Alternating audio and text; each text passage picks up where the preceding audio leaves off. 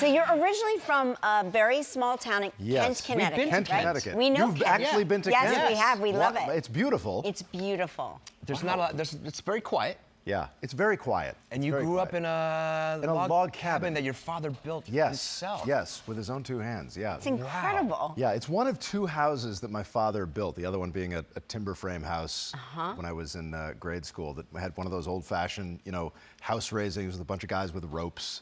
Wow. He was, yeah. So your dad's a talented guy, I don't know too. what he was trying to prove, but he proved it. And so, what would you do as a kid? Like, were you somebody that you watched TV and you were like, I want to do that, I want to pursue that? Yeah. I watched a lot of cartoons, and at the time there was no resource at all for me to, learn how anything was made or what the techniques were. And so I would ask my parents, and they would say, I don't know. I think they use special paints. I remember my father saying that. That was about the extent of his information about animation. But yeah, I knew from a young age that in some form or another, that's what I wanted to do. I would say young, because you got a job at 9 with a newspaper. I did. Doing a cartoon or a comic for them? Doing a weekly comic for my local newspaper, the Kent Good Times Dispatch. That tells you how much crime there was in that town.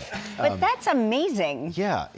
I was paid $5 a week, which then went up to 10. That's but for 9 years old, big that's money, massive. right? Right now it is, yeah. Yeah, exactly.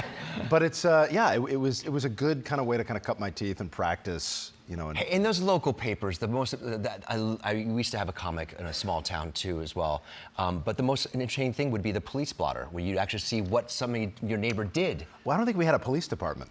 Right. Okay. It was Kent. It was Kent, right? Yeah, It was Kent. Yeah, it was exactly. Kent. I think you just had a couple of German shepherds, It's funny, roaming though. the streets, and that was it. I remember, when I was a very young girl, my grandfather would put me on his lap and he would say, let's read the funny papers. Yeah. And that's what we would do. We would read the funny Beetle papers. Bailey. And I'm so curious, did your parents, did they relish the fact that you were in the local paper with this? They did, thank God. I was never, urged to be a lawyer. Yeah, right, okay. Which was, that I would have been a terrible lawyer. But yeah, they encouraged it. They were ex-hippies themselves. They were, they were at Woodstock, so they were artsy types. They were those kinds of people.